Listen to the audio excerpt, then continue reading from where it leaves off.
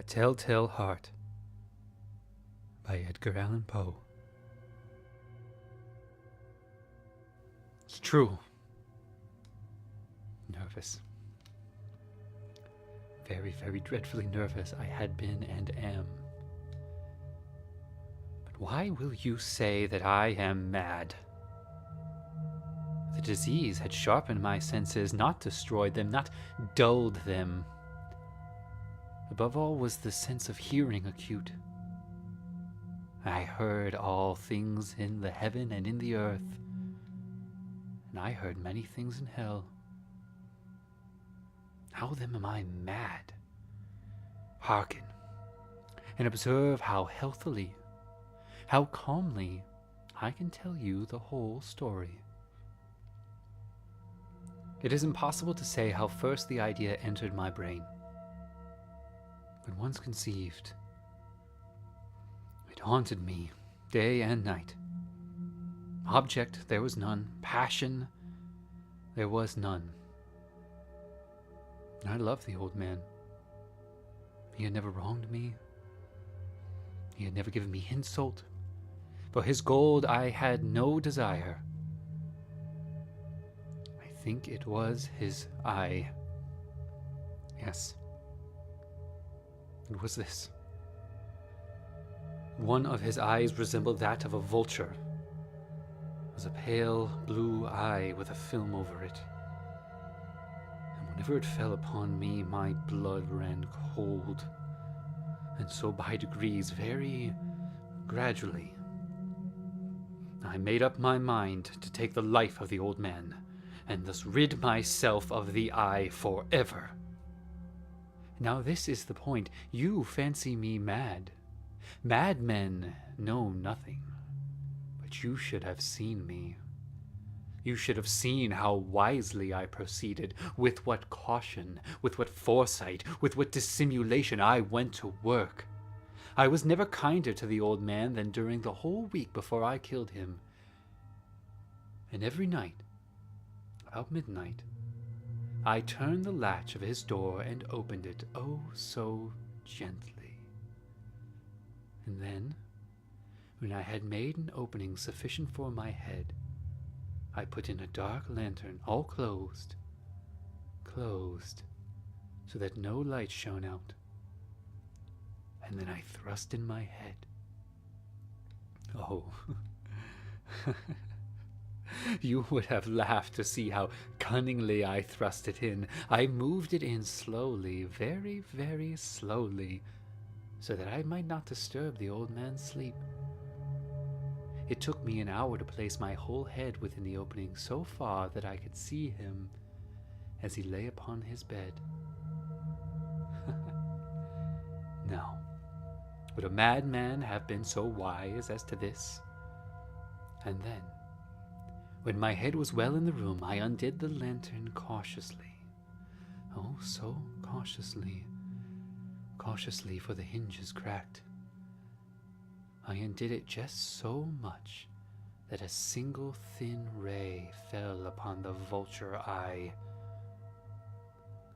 And this I did for 7 long nights, every night just at midnight. But I found the eye always closed, and so it was impossible to do the work. For it was not the old man who vexed me, but his evil eye. And every morning, when the day broke, I went boldly into the chamber, and I spoke courageously to him, calling him by name in a hearty tone, and inquiring how he had passed the night. So you see, he would have been a very profound old man indeed, to suspect that every night, just at 12, I looked in upon him while he slept. Now upon the 8th night I was more than usually cautious in opening the door.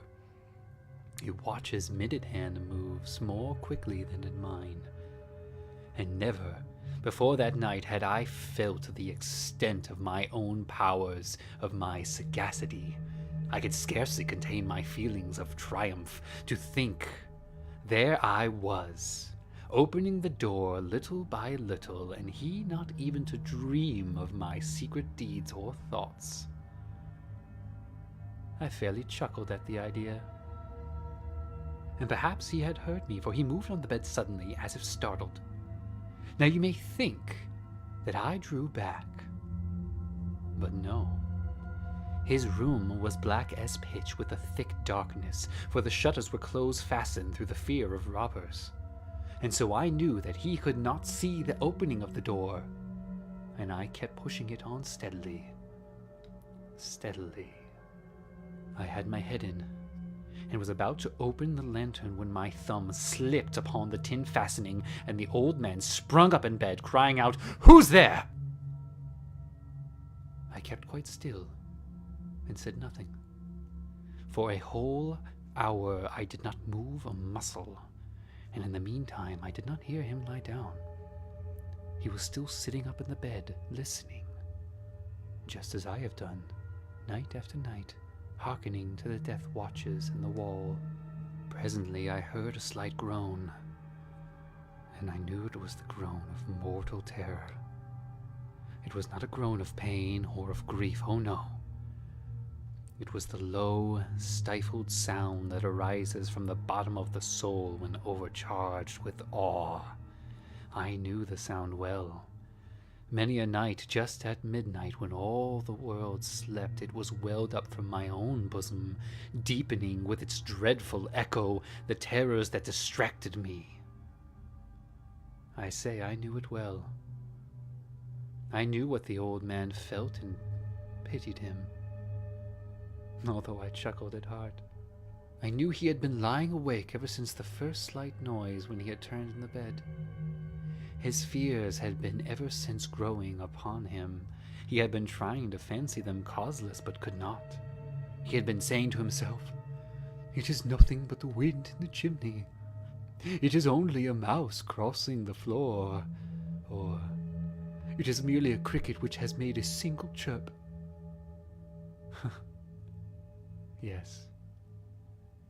Yes, he had been trying to comfort himself with these suppositions, but he had found all in vain. All in vain. Because death, in approaching him, had stalked with his black shadow before him and enveloped the victim. And it was the mournful influence of the unperceived shadow that caused him to feel, although he neither saw nor heard, to feel the presence of my head within the room. When I had waited a long time, very patiently, without hearing him lie down, I resolved to open a very, very little crevice in the lantern. So I opened it, and you cannot imagine how stealthily, until, at length, a single dim ray, like the thread of a spider, shot from out of the crevice and full upon the vulture eye. It was open, wide open, and I grew furious as I gazed upon it. I saw it with perfect distinctness, all a dull blue, with a hideous veil over it that chilled the very marrow in my bones. But I could see nothing else of the old man's face or person, for I had directed the ray as if by instinct precisely upon that damned spot. And now have I not told you what you mistake for madness is but over-acuteness of the senses? Now, I say, there came to my ears a low, dull, quick sound, such as a watch makes when enveloped in cotton. I knew that sound well, too. It was the beating of the old man's heart. It increased my fury as the beating of a drum stimulates the soldier into courage. But even yet, I refrained and kept still. I scarcely breathed. I held the lantern motionless. I tried how steadily I could maintain the ray upon the eye. Meantime, the hellish tattoo of that heart increased. It grew quicker and louder and louder and louder every instant. The old man's terror must have been extreme. It grew louder, I say louder every moment. Do you mark me well? I have told you that I am nervous. So I am. And now, at the dead hour of the night, amid the dreadful silence of the old house, so strange noise as this excited me to uncontrollable terror. Yet for some minutes longer I refrained and stood still. But the beating grew louder, louder. I thought the heart must burst, and now a new anxiety seized me. The sound would be heard by a neighbor. The old man's hour had come. With a loud yell, I threw open the lantern and leaped into the room. He shrieked once only. In an instant, I dragged him to the floor and pulled the heavy bed over him. I then smiled gaily to find the deed so far done. But for many minutes, the heart beat with a muffled sound. This, however, did not vex me. It would not be heard through the wall. At length, it ceased. The old man was dead. I removed the bed and examined the corpse. Yes, he was stone dead. I placed my hand upon the heart and held it there many minutes. There was no pulsation. He was stone dead. His eye would trouble me no more. If still you think me mad, you will think so no longer when I describe the wise precautions I took for the concealment of the body. The night waned, and I worked hastily, but in silence. First of all, I dismembered the corpse. I cut off the head and the arms and the legs. I took upon 3 planks from the flooring of the chamber, and I deposited all between the scantlings. I then replaced the boards so cleverly, so cunningly, that no human eye, not even his, could have detected anything wrong. There was nothing to wash out, no stain of any kind, no blood spot whatever. I had been too weary for that. A tub had caught it all. When I had made an end of these labors, it was 4 o'clock, still dark as midnight. As the bell sounded the hour, there came a knocking at the street door. I went down to open it with a light heart, for what had I now to fear? There entered 3 men who introduced themselves as officers of the police. A shriek had been heard by the neighbor during the night. Suspicion of foul play had been aroused. Information had been lodged at the police office, and they, the officers, had been deputed to search the premises. I smiled. For what had I to fear? I bade the gentleman welcome. The shriek, I said, was my own in a dream. The old man, I mentioned, was absent in the country. I took my visitors all over the house. I bade them search, and search well. I led them at length to his chamber. I showed them his treasures, secure, undisturbed. In the enthusiasm of my confidence, I brought chairs into the room. I desired them here to rest for their fatigues, while I myself, in the wild audacity of my perfect triumph, placed my own seat upon the very spot beneath which respawned the corpse of the victim.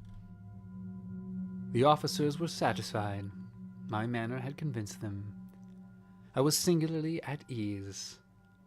They sat, and while I answered cheerily, they chatted of familiar things. By ere long I felt myself getting pale and wished them gone. My head ached, and I fancied a ringing in my ears. But still they sat and still chatted. The ringing became more distinct. It continued and became more distinct. I talked more freely to get rid of the feelings, but it continued and gained definitiveness until at length I found that the noise was not within my ears. No doubt I grew very pale, but I talked more fluently and with a heightened voice. Yet the sound increased, and what could I do? It was a low, dull, quick sound, much a sound as a watch makes when enveloped in cotton. I gasped for breath, and yet the officers heard it not.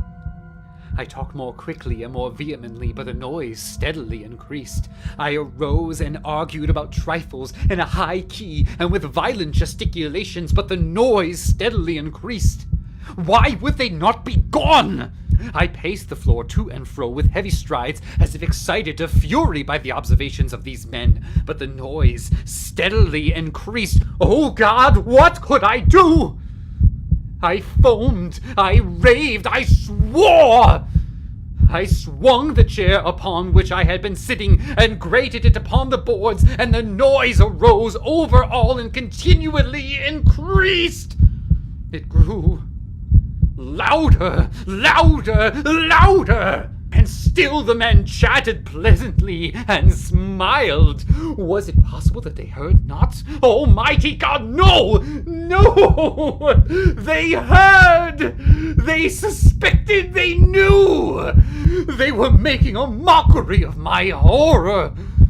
This, I thought, and this I think, but anything was better than this agony.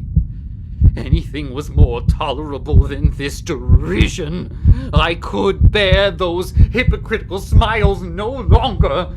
I felt that I must scream or die. And now, again, hark! Louder, louder, louder! Villains! I shrieked. Dissemble no more! I admit the deed. Tear up the planks. Here, here. It is the beating of his hideous heart. The end.